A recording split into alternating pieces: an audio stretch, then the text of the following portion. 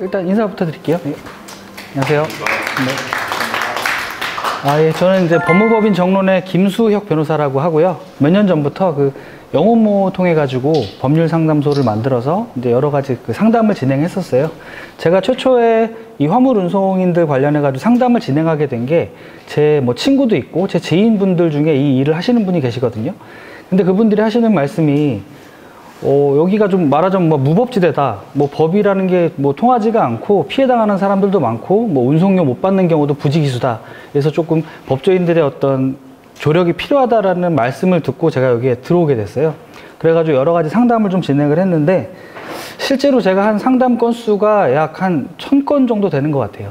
그 굉장히 많은 숫자의 어떤 그 상담을 진행을 했고, 그리고 일부는 실제로 소송을 진행해서 뭐 대부분은 승소를 했고요. 근데 제가 1000건 정도를 이제 계속 상담을 하다 보니까 여러분들이 겪으시는 일들이 굉장히 패턴화되어 있고 정형화되어 있어요. 그래서 여러분들께서 이제 이 운송업을 하시게 된다면은 이제 맞닥뜨리실 수밖에 없는 법적 문제들이 있거든요. 근데 그런 문제들에 있어서 어떻게 대응을 해야 되는지, 그리고 그 문제를 대응하기 이전에 여러분들이 갖고 계셔야 되는 필수적인 법률 상식이 뭔지, 이거를 오늘 좀 설명드리고 싶어가지고 이 자리를 마련했습니다. 저는 지금 현재 그 법무법인 정론이라는 데서 파트너 변호사로 활동을 하고 있고요. 그 다음에 뭐 제가 하는 여러 가지 일 중에 이 화물 운송 일은 사실 일부긴 한데, 제가 굉장히 좀 말하자면 좀 애정을 갖고 좀 이 사건을 많이 봤어요. 굉장히 억울한 일 당하신 분들도 많으시고, 그 다음에 좀 막막해 하시는 분들도 계시고, 그래서 상담을 하다 보니까 이거 좀 여러 가지 문제를 해결하기 위해서 도움이 필요하구나라는 생각을 하게 됐죠.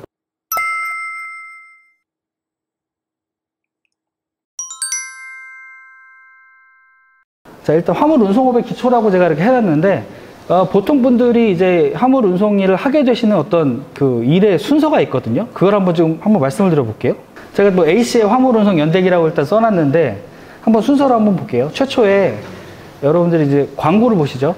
인터넷 같은 데 광고를 보시고, 뭐 광고에 이렇게 써 있죠. 일이 쉽고, 월 몇백만 원 보장되고, 뭐 자기가 잘하면 뭐 투잡, 쓰리잡 얼마든지 할 수 있고, 뭐 출퇴근도 자유롭다 뭐 이런 식으로 써놓기도 하고요. 자기 능력에 따라 돈을 많이 번다 이렇게 써놓기도 하죠. 근데 운송사를 방문하셔가지고 이제 설명을 듣게 되세요. 그럼 운송사에서 여러 가지 설명을 해드리고, 그 다음에 뭐 말하자면 계약서의 덤이라고 할까요? 여러 계약서를 갖고 와가지고 계약서를 작성하게 해요. 그럼 거기다 사인도 하시고 도장도 하시고 진행이 되죠. 그리고 이제 일을 시작해야 되는데, 일을 시작하기 전부터 뭔가 이제 좀 불편한 상황들이 발생하는 거예요. 말했던 거랑 내용이 조금 다르고, 수익도 보장이 안 되는 것 같고, 그제서 이제 뒤늦게 이제 인터넷 같은 걸 찾아보면 뭐 지입 사기 같은 게 되게 많다. 화물 운송 일 잘못하다가 뭐 굉장히 힘든 경우를 많이 당했다. 이런 생각을 하시는 거죠. 근데 어쨌든 계약을 했기 때문에 이제 업무를 시작을 하시는 거예요. 근데 업무를 시작한 이후에도 이게 일이 굉장히 어렵고 몸도 힘들고 수익도 생각보다 나지 않는 거예요. 뭐 한 달 매출액이 뭐 1000만 원, 1500만 원, 2000만 원인데 기름값만 해도 뭐 몇백만 원이 나가고, 이런 식으로 하다 보니까 손에 잡는 돈이 이제 굉장히 적은 거죠. 그러면서 불만이 누적되다가 이게 내가 지입 사기를 당했구나 라는 생각을 하시는 거예요. 보통 이런 패턴으로 가시게 되거든요. 근데 지금 오신 분들은 지금 시작하신 분도 있는데, 시작하기 전에 오셨다고 하니까 이분들은 진짜 어떻게 보면 상위 뭐 0.1%이신 거예요. 그 창업을 하시기 전에 뭔가 철저히 알아보고 하시겠다는 생각을 하시는 거잖아요. 저한테 그럼 전화를 많이 주시거든요. 언제 주시냐? 2번 이후에 주세요. 계약을 체결하고 난 이후에 저한테 전화를 거의 주세요. 저 전에 전화 주시는 경우는 거의 없고요. 그러니까 이미 계약이 체결된 이후에 문제가 발생했을 때 나 어떻게 해야 되느냐라고 이제 연락을 주시는 거죠. 근데 좀 안타까운 거는 그 전에 미리 좀 알아보고 하셨으면 이런 일이 없을 텐데 왜 이러실까라는 생각을 하는 거죠. 그러면 이제 아까 저희가 운송사에 갔을 때 계약서를 뭐 여러 개 작성한다고 했죠. 근데 그런 게 막 구분이 안 되어 있긴 한데, 제가 이제 사건을 진행하다 보니까 그 계약이 크게는 3가지 종류의 계약이 섞여 있더라고요. 그걸 좀 말씀드릴게요. 보통 화물 운송 위숙탁 계약서 해가지고 여러 가지 계약서를 쓰게 되는데, 크게는 3가지예요. 첫 번째는 중고 화물차 매매 계약이 하나 있습니다. 그 두 번째는 번호판 임대 계약이 하나 있어요. 그 세 번째는 일자리 주선 계약이 하나 있어요.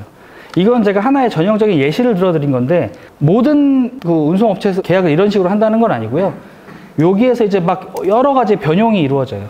뭐 예를 들면 화물차 같은 경우는 본인이 직접 가져가는 경우도 있고, 뭐 일자리 같은 거는 필요 없고 나는 이제 콜에서 내가 알아서 일자리를 찾겠다 이렇게 하시는 경우도 있고, 그런 문제들이 발생하는 거죠. 근데 문제는 여기 3가지 계약이 따로따로 있잖아요. 근데 이 3가지 계약에 대금을 특정을 안 해놔요. 그게 무슨 얘기냐면, 뭐 전체적으로 뭐 한 8천만 원이라고 쳐볼게요. 8천만 원이라고 계약이 퉁쳐져 있는데 그 안에는 화물 자동차를 산 계약도 있고요. 그 다음에 번호판 빌리는 값도 들어가고요. 일자리를 주선해준 비용도 들어가죠. 근데 화물 자동차 값은 얼마고, 번호판 임대료는 얼마고, 뭐 일자리 주선 비용은 얼마고, 이런 게 구분이 안 돼 있는 거예요. 그러니까 만약에 그 중에 어느 한 군데에서 문제가 발생했다? 그거를 법적으로 문제 삼기가 되게 곤란한 상황이 되는 거예요. 자, 1번 같은 경우, 그러니까 지금 중고 화물차 매수, 매매, 여기에서 어떤 문제가 발생할 수 있나요? 되게 안 좋은 차를 비싸게 팔 수 있겠죠? 그러면 이건 일종의 뭐 중고차 매매 사기가 될 수 있는 거예요. 두 번째, 번호판 임대는 다음에 얘기하고, 세 번째, 일자리 주선이 있죠. 일자리 주선 같은 경우는 말하자면 좋은 일자리가 있잖아요. 본인 입장에서. 예를 들면 우리 집 되게 근처에서 화물을 운송해가지고 비교적 왔다 갔다 하기 좋은 위치에 있는 그 장소까지 옮기고, 또 우리 집으로 바로 돌아오고, 그리고 뭐 옮기는 화물의 어떤 그 종류에 따라서도 양질의 일자리가 있을 수 있고요.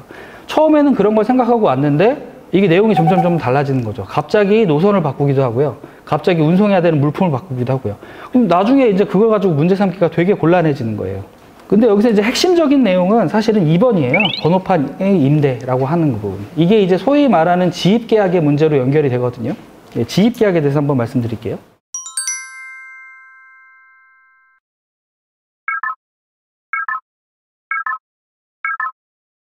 여러분들 지입계약이라는 말씀 많이 들어보셨죠?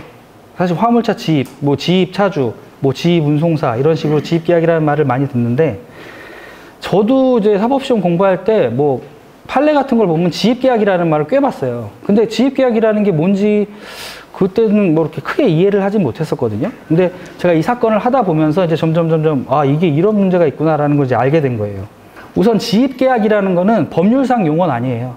여러분들이 하는 그 화물 운송업과 관련돼 가지고 제일 핵심적인 그 법률이 화물자동차 운수사업법인데, 화물자동차 운수사업법 어디를 봐도 지입이라는 말이 안 나와요. 근데 저희가 일상적으로 지입이라는 말을 굉장히 많이 쓰죠. 그러다 보니까 대법원에서도 지입죄가 뭐다라는 얘기는 해요.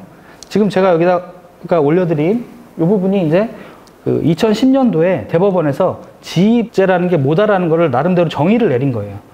좀 간단하게 읽어보면, 화물 자동차 운송 사업 면허를 가진 운송 사업자가 뭐 실질적으로 자동차를 소유하는 차주 간의 계약으로 이런 식으로 쭉 나가죠. 굉장히 복잡하죠. 근데 여기서 핵심적인 키워드가 뭐냐면 실질적으로, 두 번째 줄에 실질적으로 있죠. 그게 사실 맨 앞에 화물 자동차 운송 사업 면허를 가진 그 앞에 형식적으로 라는 부분이 사실 생략된 거예요. 그러니까 형식적인 것과 실질적인 것이 나눠져 있고, 또 밑에는 어떻죠? 외부적인 것과 내부적인 것이 나눠져 있다고 하죠. 여기서 이제 문제가 발생하는 거예요. 예를 들면 제가 이 펜을 뭐 제가 한 1,000만 원 주고 샀다고 해볼게요. 이게 되게 좋은 펜이어서 1,000만 원을 주고 제 돈을 주고 샀어요. 근데 어떤 이유에선지 이 펜에다가 제가 제 친구 이름표를 붙여놨어요. 그리고 그게 이제 여기 있다고 해보죠. 그럼 이거 누구 건가요? 제 건가요? 아니면 제 친구 건가요? 친구 건가요? 한번 손 들어 보실까요? 이거 친구 거다. 이름표 붙여 있는 사람 거다. 돈 낸 사람 거다. 네, 의견이 분분하죠. 이게 바로 문제인 거예요. 지입죄의 문제. 지입죄의 문제는 여러분들이 여러분들 돈을 주고 혹은 여러분들의 돈을 빌려서 산 차량에 소유 명의를 지입 회사의 이름표를 붙여놨기 때문에 문제가 생기는 거예요. 그래서 아까 전에 번호판 임대 문제가 있었죠. 근데 번호판 임대를 왜 하는지 그 근본적인 이유를 좀 아셔야 돼요. 여러분들 화물 자동차 운송을 하시면 번호판을 보시면 색깔이 노란색이죠. 보통 차는 하얀색인데, 그 노란색 번호판이 영업용 번호판인데, 영업용 번호판이 없이 유상 운송을 하시게 되면 처벌을 받으실 수 있어요. 뭐 당연한 얘기죠. 그러면 제가 만약에 화물 운송을 하고 싶다. 그러면 노란색 번호판을 사가지고 혹은 나라에서 발급을 받아가지고 제가 산 중고차에다 붙여놓으면 되잖아요. 근데 문제는 더 이상 나라에서는 그 노란색 번호판, 영업용 화물용 번호판을 발급을 안 해주고 있어요. 이게 지금 뭐 정부 정책으로 바뀐다고는 하는데 그거는 뭐 시간이 지나봐야 알 것 같고, 그러다 보니까 내가 화물차 운송을 하고 싶다. 그러면 가진 사람한테 사야 되는 거예요, 그거를. 근데 가진 사람한테 살라고 하면 그게 몇 천만 원이죠? 어떻게 보면 화물차보다 더 비싸요. 그러니까 살 수가 없으니까 이걸 빌리는 거예요, 부득이하게. 빌리니까 그 운송 번호판은 누구 명의로 돼 있나요? 지입 회사 명의로 돼 있죠? 그러니까 제가 제 차를 사고 들어가도 그 번호판을 붙이기 위해서는 제가 산 차량의 소유자를 누구로 해야 되나요? 지입회사로 해야 되는 거예요. 아까 전에 제가 펜으로 예를 들어드렸죠. 제 돈으로 주고 샀는데 제 친구의 이름표를 붙였던 것처럼 여러분들이 주고 산, 큰 돈을 주고 산 화물차의 명의를 제3자의 명의, 그러니까 지입회사의 명의로 붙여놓는 거예요. 자, 이러면 어떤 문제가 발생할 수 있나요? 누가 위험하죠? 돈 낸 사람이 위험해지죠? 돈은 자기가 다 냈는데 명의가 제게 아니다 보니까 이거에 대한 소유권을 박탈당할 수가 있는 어떤 위험이 존재하는 거예요. 여기서 이제 여러 가지 문제가 발생하는데 그나마 다행스럽게도 화물자동차운수사업법에서는 실제로 돈을 낸 사람, 저희가 이제 지입차주로 말하는 사람, 그 지입차주를 자동차 등록 원부에 현물 출자자로 등록하도록 돼 있어요. 그러니까 이게 만약에 지입회사에서 소유자 명의로 돼 있겠죠? 지입회사 소유자가 이걸 안 달아주면 과태료 처분을 받게 돼 있어요. 그런 식으로 법적으로 제재를 해서 어느 정도는 보장을 해주는 거죠. 근데 여기서 이제 여러 가지 문제들이 발생하는 거예요. 네. 아까 여러분들이 이제 그 화물 운송업을 하기 위해서 지입회사가 가지고 여러 계약서를 작성하시죠? 그 이후에 또 뭘 하시냐면 사업자 등록을 하게 되세요. 지금 하고 계신 분 사업자 등록 하셨나요? 네, 사업자 등록 하시죠? 여기서 사업자 등록을 안 한 분은 여기 오실 일이 없어요, 사실은. 왜냐면 시킨 일 해가지고 월급 받으면 되거든요. 그러니까 여기 와가지고 뭔가 창업을 했다거나 이런 상상을 하실 필요가 없는 거죠. 여러분들은 보통 사업자 등록을 하시는데 쉽게 얘기하면 뭐냐? 사장님이란 얘기예요, 여러분들이. 근로자가 아니고요. 예. 그러니까 앞으로 여러분들이 이거 운송을 하시다가 어떤 법적 문제가 발생을 하면 여러분들이 사장님의 입장에서 사장이 할 수 있는 법적 수단을 알고 있어야 되는 거예요. 네. 그러니까 사장님이라는 입장에서 이제 앞으로 발생할 법적 문제들을 좀 말씀을 드릴게요. 화물 자동차 운송 사업 하시면서 제가 한 1000건 정도 상담했다고 했잖아요. 그러니까 전형적으로 한 3건에서 4건 정도의 유형적인 문제들이 있어요. 일단 제일 첫 번째로 제가 이 화물 운송에 대해서 이제 뭔가 도움을 드리기 위해서 왔을 때 원래 저의 목적은 운송료를 못 받는 경우가 많으시다고 그러더라고요. 그러니까 보통은 뭐 1월 달에 일한 거를 2월 말에 정산을 받도록 돼 있고 그럼 이미 2달 동안 일했죠. 근데 한 번을 또 안 줘요. 그럼 3달 일하죠. 그게 쌓이면은 막 3천만 원, 4천만 원 막 되는 거예요. 못 받은 운임료가. 그 사이에 뭐 그 관리비는 여러분들이 다 나가잖아요. 그러니까 못 받은 운임료가 몇 천만 원대로 올라가 버리게 되는데 뭐 돈을 안 준다. 그럼 굉장히 곤란한 처지에 생기게 되시는 거죠. 이 운송료 미지급 문제에 관해서도 영업모에 많이 보면은 그 게시판에 많이 올라와 있어요. 그럼 이제 댓글로 무조건 경찰서 가세요. 뭐 어떻게 해야 돼요? 이렇게 댓글을 달아 놓으시는데 아마 개인적으로 그런 식으로 해가지고 사건을 처리하신 분들이 있으실 거예요. 그렇기 때문에 이제 그런 얘기를 해주시는데 요거에 대해서는 그래도 기본적으로 원칙적으로 우리나라 법에서 어떻게 해야 된다라는 건 좀 알고 계시는 게 좋아요. 일단은 제가 요거 말씀드리기 전에 전제로 여러분들이 그 경찰서에 가셔가지고 뭐 고소장 제출하는 거 아시죠? 그 고소장을 제출할 때 그 목적은 그 사람을 처벌받게 하기 위한 거예요.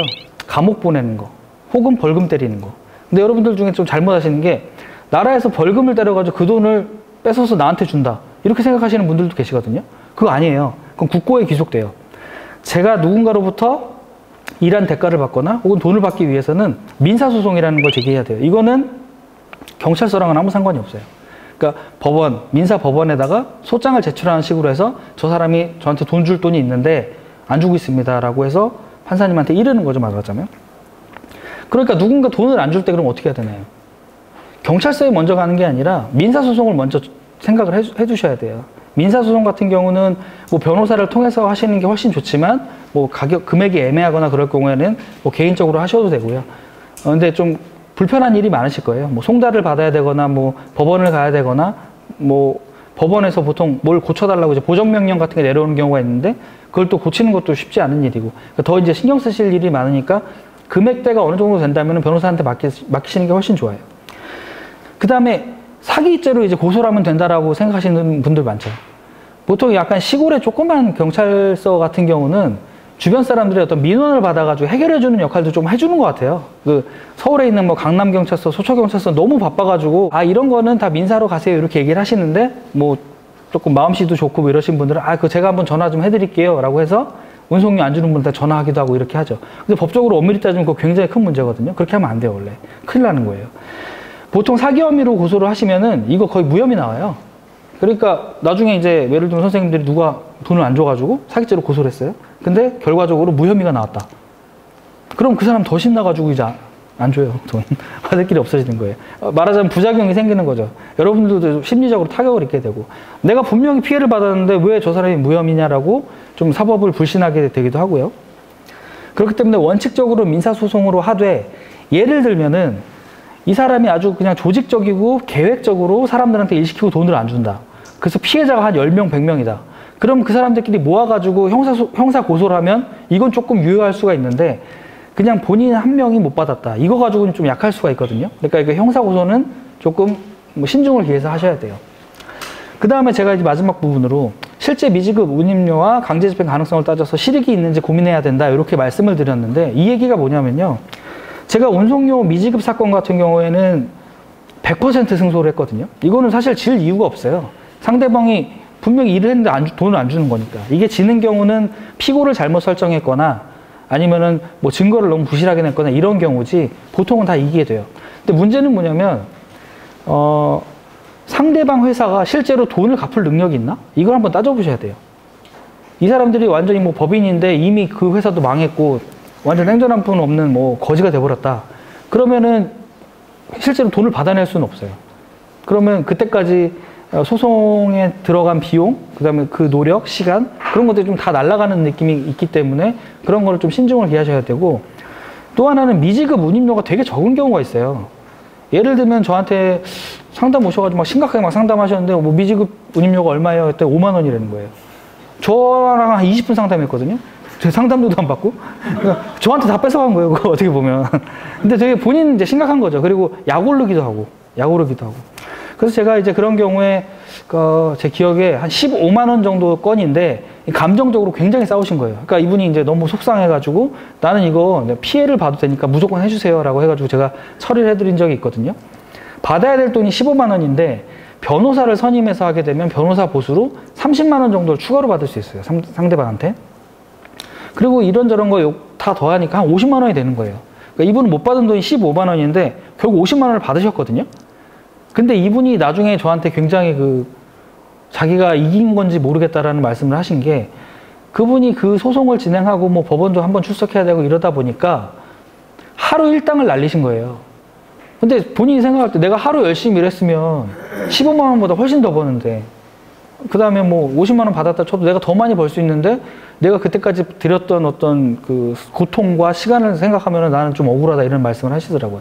그래서 제가 요즘에는 미지급 운임이 적다면은 그냥 이렇게 뭐랄까요. 여러분들은 사장님이기 때문에 보다 더 큰 어떤 사업을 영위하시면서 큰 수익을 얻으셔야 되잖아요.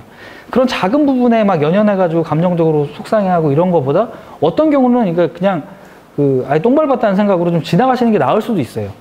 다만 뭐 2~3개월 큰 어떤 그 물주, 화주와 미지급된 운임료가 몇 천만 원대다. 이거는 당연히 뭐 법적으로 대응을 하셔야죠. 하지만 그거는 한번 본인들께서 좀 판단을 해보셔야 되는 거예요. 너무 작은 부분에 연연하시면은 큰 사업을 못 하시는 거거든요. 예, 그렇게 되고요. 그리고 결론적으로 말씀드리면 미지급 운임료 같은 경우는 법적으로 문제없이 받을 수 있지만 실제로 상대방한테 돈이 없는 경우, 그럴 경우에는 소송에서 이기더라도 현실적으로 집행까지 하는 건 어려울 수 있으니까 그런 걸 좀 염두에 두셔야 된다는 거예요. 두 번째 사건으로는 여러분들이 업무 중에 다치시는 경우가 있어요. 근데 제가 이거 소송을 몇 개를 해봤는데 물론 다 이겼거든요. 근데 화물 운송인이라면 업무가 뭔가요? 운전해 주시는 거잖아요. 근데 다치신 분들이 공통적인 특징이 있어요. 이분들이 다 너무 착하신 거예요. 그러니까 자기가 가만히 있으면 되는데 짐 날라주는 걸 막 도와주세요. 자기가 착한 마음에, 선한 마음에. 그래가지고 뭐 어떤 분 같은 경우는 그 화물차 위에서 떨어져가지고 팔목이 나가신 분도 있고 발목이 부러지신 분도 있고 어떤 분은 뭐 그 발등으로 그 지게차가 그냥 밟고 지나가가지고 발등이 다 부러지신 분들도 있고 자기는 선한 마음에서 도운 건데 근데 상대방은 선한 마음으로 그러면은 돈을 갚아주나요? 손해배상은? 나 몰라라 하죠. 그러면 이제 굉장히 문제가 되고 속상해지는 거예요. 그러니까 먼저 원칙적으로는 여러분들께서 뭐 선한 마음을 가지시는 건 좋지만 이건 사업이기 때문에 여러분들의 업무 영역 밖에 있는 일까지 괜히 도와주셨다가 오히려 피해를 받으실 수 있으니까 일단 그걸 안 하시는 게 좋고요. 만약에 그런 문제가 발생했다. 그럼 제일 먼저 해야 될 게 뭐냐면 문제의 책임자의 인적사항을 확인하는 거예요. 이게 당장 119가 막 불러오고 하다 보니까 나를 친 사람이 누군지도 모르고 막 이렇게 하다가 그냥 실려가시는 경우가 있거든요. 근데 나중에 목발 짚고 가봤더니 그 사람이 누군지를 모르는 경우가 있어요. 그리고 거기서 막 다 쉬쉬하고 있고 CCTV도 이미 없애버렸고. 그러면 굉장히 곤란해지죠. 그렇다 보니까 책임자가 될 만한 사람 혹은 그 자기를 직접 그 가해한 사람, 이 사람의 어떤 인적사항 이런 걸 확인해 주시는 게 굉장히 중요해요. 그 다음에는 여러분들은 사장님이라고 말씀드렸잖아요. 사장님이기 때문에 근로자들이 받을 수 있는 뭐 소위 말하는 산재 청구 이런 거 아시죠? 산재 처리가 안 되는 경우가 있는데 예외적으로 되는 경우가 있어요. 이제 그런 경우는 좀 한번 그 노무사분 상담해가지고 한번 상담하셔서 이게 산재 처리가 되는 건지를 확인해 보실 필요가 있고, 세 번째로 이제 사람이 누가 날 쳤는지도 잘 모르겠다. 그 다음에 이 사람이 너무 비협조적으로 나온다 하면은 이건 형사고소 하셔야 돼요. 형사고소 할 때 건은 뭔가요? 과실치상. 과실치상 혐의로 형사고소 하셔야 돼요. 그럼 경찰 출동해가지고 사실관계 확인해 보겠죠. 물론 경찰관들이 막 그 과실치상이라는 게 엄청나게 큰 뭐 범죄는 아니기 때문에 좀 열심히 안 해주는 경우도 있는데 그것만으로도 충분히 압박은 될 수 있죠. 네. 그리고 뭐 그런데도 이제 아까도 말씀드렸지만 뭐였죠? 그 형사고소라는 거는 그 사람을 처벌받게 하기 위한 거지 제가 돈을 받기 위한 건 아니거든요.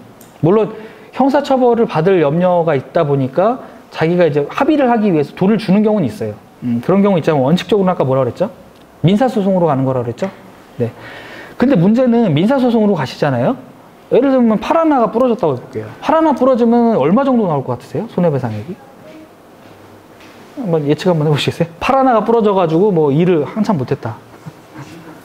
네? 30에서 50만 원이요? 아, 그 정도보다는 많아요. 그거보다 많죠. 300에서 400만 원 나와요. 근데 문제는 그 소송을 진행하기 위해서 개인적으로 하기는 어려우니까 그 변호사 선임하시겠죠. 그거 감안하면은 뭐 받을 돈이 사실 뭐 크진 않은 거예요. 그런데도 불구하고 너무 억울하고 나는 이거를 뭔가 정의를 한번 실현해보고 싶다. 그러시면은 당연히 진행을 하셔야 되는데 민사소송으로 갈 경우에는 예상보다 배상액이 적을 수 있다. 이런 것 좀 감안을 하셔야 돼요. 그러니까 제일 중요한 거 안 다치셔야 돼요. 네. 그리고 화물 운송 일을 하면서 뭔가 선의로 막 남들 도와주는 일이 물론 뭐 좋은 사람이 될 수는 있겠지만 그 위험은 오로지 본인이 부담해야 되거든요. 그런 일은 좀 피하셔야 되죠. 그리고 이제 제일 많이 당하는 게 지입 사기예요. 제가 1000건 상담했다고 그랬잖아요. 한 1000건 중에 절반은 지입 사기였던 것 같아요. 지입 사기를 당했는데 내가 어떻게 해야 될까요? 라고 얘기를 하죠. 근데 아까 전에 제가 이 세 단계에서 주로 언제 연락이 온다고 그랬죠? 예, 2번 이후죠. 계약서에 도장을 찍은 이후에 저한테 연락을 하세요. 근데 법적으로 계약서에 도장을 찍었다, 계약서에 사인을 했다. 근데 그 이후에 그거를 무효로 돌리는 방법은 정말 어려워요. 거의 불가능에 가깝다고 생각하시면 돼요. 일단 그걸 전제로 하시고요. 두 번째로, 애초에 여기 지금 오신 분들 중에 상당부는 이제 창업을 준비하시는 분이라고 했잖아요. 이제 지입회사와 어떤 계약을 맺으실 수 있는데, 계약 체결 전에 그 지입회사의 평판을 정말 면밀하게 조사하셔야 돼요. 근데 면밀하게 조사할 게 몇 번 쳐보시는 게 아니고요. 예를 들면 영혼모 카페에다가 어디 통은 어떤가요? 비밀 댓글로 남겨주세요. 혹은 쪽지로 보내주세요 하면 쪽지를 싹 보내주실 거예요, 아마. 제가 이 지입 사기 상담했다고 그랬잖아요. 특정 업체가 계속 반복돼요. 한 업체에 당한 사람들이 계속 연락해요. 그러니까 모든 화물 운송사가 나쁘다는 게 아니고 특정 악질적인 업체들이 있거든요. 근데 이분들은 되게 유명해요. 심지어는 뭐 방송에 나오기도 하고요. 근데 일단 계약 체결하고 난 다음에 알아봤더니 이 회사 되게 악질 회사라더라. 그 다음에 이제 방법이 굉장히 어려운 거예요. 아까도 말씀드렸지만 무효화하는 거 굉장히 어렵다고 말씀드렸잖아요. 근데 제가 작년에 이걸 승소를 했어요. 지입 사기건은 아니지만 어쨌든 그걸 무효화하는 데 성공을 한 적이 있거든요. 근데 그거는 어떻게 보면 되게 예외적인 거였어요. 거기서 굉장히 악질적이었던 게 그 지입 회사는 그 지입 차주들한테 굉장히 인격 모독을 많이 했어요. 인격 모독을 많이 했는데 좀 충격적인 것 중에 하나는 뭐였냐면 뭐 지입 차주가 뭐 약속된 게 하나도 안 되니까 뭔가 항의할 거 아니에요. 또는 이거 왜 안 되나요? 물어볼 거 아니에요. 그랬더니 갑자기 거기서 개 짖는 소리를 내는 거예요. 멍멍멍멍 이러면서. 그러니까 네가 한 소리 개소리다라는 거를 인격적으로 탁 모욕을 해버리는 거죠. 근데 이게 법적으로 모욕죄가 되는 거는 또 아니에요. 법적으로 모욕죄가 되기 위해서는 여러 사람 앞에서 해야 되거든요. 근데 이게 전화로 하고 있으니까 사실 그게 아닌 거잖아요. 그러니까 법적으로 걸기도 애매하고 굉장히 악질적인 행위를 많이 해가지고 이분은 이제 결심을 한 거죠. 야, 이건 내가 법적으로 다퉈봐야겠다. 해서 이제 재판이 붙었는데 재판이 2년을 갔어요. 2년 동안 뭐 공방이 엄청나게 오갔고요. 판사님이 이제 한 번 바뀌셨는데 판사님들도 그 지입 회사가 나쁜 건 이제 본인들이 아시겠는 거예요. 이 회사 진짜 악질적이다. 근데 법리적으로 따져봤을 때 이걸 그럼 무효화할 수 있는가? 그거에 대해서는 판사님들이 이제 확신이 없으셔가지고 저한테 이런 거 저런 걸 많이 물어보시는 거예요. 그리고 본인들이 지입 계약을 잘 모르시고. 그래서 제가 여러 가지 그 사람들이 했던 나쁜 행위를 다 법률적으로 정리를 해가지고 쭉 쓰고 마지막 부분에 만약에 이게 아니라고 하더라도 뭐 어떤 부분이 있기 때문에 이건 무효화 되는 겁니다 라고 썼거든요. 근데 제가 마지막에 쓴 거는 진짜 지푸라기 잡는 심정으로 하나 쓴 거예요. 판결이 나왔는데 저희가 승소했죠. 판결문을 봤는데 그 사람들이 했던 나쁜 짓에 대해서는 잘못됐다라고 판결이 안 나왔고 제가 마지막에 지푸라기 잡는 심정으로 넣은 거 있죠. 그거를 판사님이 하나 받아주신 거예요. 그러니까 저는 결론적으로는 제가 승소를 했지만 내용적으로는 정말 불만족이에요.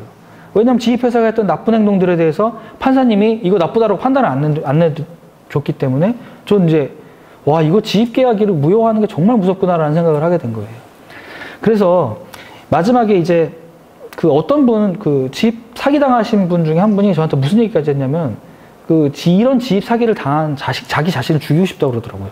자기도 60 몇 살이고 나름대로 막 공기업에서 근무하고 나름대로 그 성실하게 살아왔는데 내가 이렇게 젊은 놈들한테 당해가지고 이렇게 막 노예처럼 되는 게 나 너무 속상하다 이렇게 얘기를 하신 분이 계셨거든요. 그래서 제가 도저히 견딜 수 없으시면 뭐 연락 달라 이렇게 얘기를 하셨는데 그게 뭐 어떻게 되셨는지 모르겠어요. 그냥 계약 기간만 채우시고 나오셨을 수도 있고요. 근데 어쨌든 도저히 견딜 수 없다. 뭐 인격 모독을 너무 심하게 한다. 뭐 때리려고 한다. 뭐 이런 식으로. 그렇다면은 이건 변호사랑 대책을 세워야 돼요. 하지만 너무 희박한 가능성이지만 어떻게든 방법이 있을 거잖아요. 그러니까 한번 그걸 찾아보시게끔 면밀하게 한번 검토를 해보셔야 되는 거죠. 그리고 제가 이제 상담해드렸던 분 중에는 그 계약 기간이 예를 들면 2년이에요. 근데 이미 1년 9개월을 당해오신 거예요. 그럼 3개월만 더 하면 되잖아요. 근데 이분이 3개월을 못 견디겠다는 거예요. 근데 만약에 3개월 전에 계약 기간이 3개월이 남았는데 그걸 전에 끝내고 싶다? 그러면 또 위험 부담이 굉장히 크죠. 이럴 때는 차라리 3개월을 참고 그냥 끝내는 게 나을 수도 있어요. 일단 선생님들이 계약서에 계약 사인했다. 도장 찍었다. 이거는 여러분들이 책임을 지셔야 돼요. 스스로. 그러니까 그 전에 항상 고민해 보시고 제일 중요한 거는 지입회사의 평판을 면밀히 확인해 봐야 된다. 이겁니다. 근데 제가 여기 면밀이라고 쓴 이유가 있는데요. 어떤 회사는 되게 유명해요. 나쁜 회사로. 유명한데 그 사람들이 지입 사기 당하지 않는 법이라는 무슨 글 같은 거 써놨더라고요. 그러니까 누가 보면은 이 회사 되게 좋은데 이렇게 생각할 수 있는 거죠. 그래서 저는 추천드리는 게 영혼모 게시판에다가 또 이게 남들이 보이게끔 달아가지고 어떤 회사 뭐 이상하다라고 달면 또 그거 가지고 문제 삼을 수 있잖아요. 비밀 댓글 아니면 쪽지를 주세요. 이런 식으로 해가지고 받으시는 게 좋아요. 네 번째 항목으로 퇴직금 청구라는 게 있는데요. 여러분들 퇴직금이라는 거 누가 받나요? 사장님이 받나요? 근로자가 받죠. 근로자가 받죠. 아까 전에 제가 말씀드렸다시피 여러분들 사업자 등록하시면은 사장님이잖아요. 근데 퇴직금 청구 받을 수 있는 경우가 있을까요? 여러분들이 이제 추상적으로 뭐 사업 화물 운송 일을 하실 때 뭐 결국에는 일을 하고 돈을 받으려고 하시잖아요. 근데 일을 하고 돈을 받는데 그 돈의 명목이 법적 명목이 좀 다를 수가 있어요. 급여일 수도 있고요. 아니면은 용역비일 수도 있고 뭐 이런 식이 되겠죠. 근데 만약에 내가 근로자로서 내 사장한테 돈을 받는다고 하면 그걸 보통 급여라고 하죠. 월급. 근데 월급이라는 거는 고정돼 있죠. 제가 조금 일을 안 해도 월급 똑같이 주죠. 제가 일을 좀 많이 해도 월급 똑같이 주죠. 이 근로자라는 거는 법적으로 굉장히 두터운 보호를 받아요. 예를 들어 볼게요. 임금 미지급. 줘야 될 돈을 안 준 거잖아요. 아까 전에 저희가 선생님들 사장님인데 운송료 못 받으면 뭐 해야 된다고 그랬죠? 민사소송해야 된다고 그랬죠. 근데 임금 미지급 같은 경우는 이 근로자들은 법에서 이제 생각을 할 때 근로자들은 급여를 받아가지고 생활한다, 하루하루 생활한다라는 게 전제에 깔려있기 때문에 이걸 굉장히 심각한 범죄로 봐요. 그러니까 임금을 미지급한 것만으로도 형사처벌이 되게끔 해놨어요. 그 다음에 몸이 다쳤을 때 산재 처리 받을 수 있죠. 그 다음에 퇴직금 청구도 되고 기타 근로자로서의 보호, 부당한 해고에 대해서도 뭔가 대책이 있고 이런 식으로 되죠. 근데 이게 반대 생각을 하면 일을 시키는 입장에서는 내가 일을 시키는 사람이 근로자이면 자기한테 불리하죠. 그러니까 자기한테 유리하게 하기 위해서 실제로는 근로자로 부리는데 마치 그 사람이 사업자인 것처럼 둔갑을 시키기도 해요. 어떤 건지 아시겠죠? 그러니까 내가 어떤 화물 운송업을 하는데 이 사람은 근로자로 쓰고 싶어요. 근데 내가 이 사람을 근로자로 쓰면 내가 부담해야 될 게 너무 많으니까 외형적으로는 이 사람을 사업자로 둔갑시키는 거예요. 그럼 여러분들처럼 똑같이 지입 차주고 화물차 사업자 등록하게 만들죠. 그래 놓고 일 시키는 거는 근로자로 시키는 거예요. 그럴 때는 법에서 봤을 때 이거는 실제로 근로자인데 이거는 법의 어떤 근로자로서의 법에 보장해주는 부분을 탈피하기 위해 가지고 이놈들이 이렇게 하는구나 라고 생각할 수 있겠죠. 그러다 보니까 판례에서는 점차 실제로는 근로자인데 겉모습으로는 사장님인 사업자인 사람들을 보호해주는 쪽으로 옮겨가고 있어요. 근데 그 중에 대표적인 게 지입차주예요. 요 지금 판례가 보시면은 2022년도 판례죠. 이게 2013년 이후부터 쭉 온 어떤 흐름인데 사업자 등록을 한 지입차주가 특정한 요건을 갖추면 근로자로서 인정해주고 퇴직금을 인정해주기도 해요. 근데 그게 되게 애매하겠죠. 왜냐면 형식적으로는 선생님들이 전부 다 사업자로 돼 있으니까. 그래서 판례에서 이제 여러 가지 그 요건들을 한번 기준을 쭉 나열해 봤는데 그걸 정리하면 대충 이래요. 첫 번째, 여러분들이 만약에 뭐 운송업을 하시는데 코를 잡는다. 그럼 맨날 화주가 다르죠. 근데 한 10년 동안 한 명의 화주한테만 일을 받으셨으면 어때요? 그러면은 좀 근로자로 보이지 않나요? 한 사람한테 종속돼 있으니까. 그리고 그 사람이 옷도 그럼 우리 옷 좀 입으세요. 그래가지고 옷도 입혀요. 뭐 화물로 옷을 입혀요. 그 다음에 급여도 그럼 정해요. 그냥 일정하게. 여러분이 일을 많이 하건 적게 하건 그냥 월 고정합시다. 운송료. 그 다음에 1년에 한 번씩 불러가지고 여러분들한테 교육시켜요. 친절하게 해야 되고요. 어떻게 해야 되고요. 단합대회도 하고. 이 정도면 근로자 아닌가요? 이 정도면 근로자로 볼 수 있겠죠. 그럴 경우에 이런 요건에 부합을 한다. 그러면 이 사람은 근로자다 해서 퇴직금을 받을 수가 있는 거예요. 근데 이거는 하급심에서는 조금 좀 소극적으로 인정할 수 있는데 결국에는 상급심으로 가고 대법원으로 가면은 저는 근로자로 인정해 줄 수 있는 가능성이 되게 높다고 생각을 해요. 제가 영업무를 통해서 사건을 소송을 한 것들이 여러 건이 있는데 제 자부심 중에 하나가 뭐냐면 전승을 했다는 거였거든요. 전부 다 이겼다 나는. 근데 그 전부 다 이겼다는 그 신화가 깨진 게 올 초예요. 제가 이 근로자성 관련해가지고 퇴직금 청구를 한 게 있는데 요게 1심에서 안 받아들여졌어요. 그리고 저는 이제 그것 때문에 너무 화가 나가지고 속상해서 며칠 동안 잠도 못 자고 그랬는데 결국엔 저는 이거는 대법원까지 가가지고 승부를 봐야 된다고 생각하거든요. 그러니까 만약에 이런 요건이 있다라고 하면 본인이 근로자일 수도 있으니까 퇴직금 청구라는 것도 한번 고려해 보실 만하죠.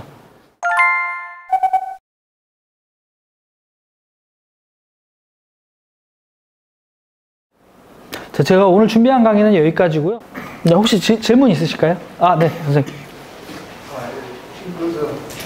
요즘 운송법 개정을 지금 국토부에서 하려고 하잖아요. 네네. 그 내용 중에 확실하고는 아닌데 개인 번호판 이걸 양도를 금지하겠다고 그런 이야기가 좀 들리는 것 같아서 그렇게 됐을 때 향후 저 같은 경우에 이제 지금 양수를 받기가 조금 불안해지거든요.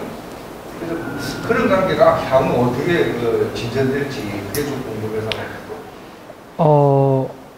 제가 이게 지입사건 관련해가지고 뭐 다른 변호사분들이나 교수님들이 쓰는 뭐 논문 같은 것도 보고 다른 뭐 대법원 판례나 이런 것도 많이 봤는데요. 애초에 정부에서 아까 전에 말씀드렸지만 번호판, 노란색 번호판을 더 추가 발급을 안 한다고 그랬잖아요. 그 이유가 화물연대 파업 때문으로 알고 있거든요. 왜냐하면 시장에 영업용 번호판이 너무 많이 풀리면 경쟁자들이 너무 많아져가지고 말하자면 소득이 보장이 안 되잖아요. 그런 것 때문에 이게 벌어진 일로 알고 있어요. 근데 지금 정부 정책이 정확히 어떻게 갈지 모르겠는데 지입을 막겠다는 거거든요. 지입을 막겠다는 건데 그러면은 뭐 시장에서 계속 나라에서 계속 노란색 번호판을 계속 발급을 해준다. 그러면 이게 반드시 여러분들한테 유리한가? 그건 좀 따져봐야 돼요. 같은 경쟁자들이 굉장히 늘어나는 거고, 그럼 여러분들 경쟁이 점점 더 심화되고, 소득은 더 줄어들 가능성도 있거든요. 그리고 이거에 대해서 실제로 정부에서 그렇게 쉽게 할 수 있을까라는 저는 의문도 들고요. 이건 좀 지켜봐야 될 것 같아요, 그거는. 네네. 알겠습니다. 네네. 현장 가서 착불로 받으라고 일을 받은 경우에 네네. 현장에서 돈을 뭐 예를 들어서 안 준다거나 미룬다거나 카드로 결제가 안 돼, 이런 식으로 해서 이제 결제를 미루는데 네.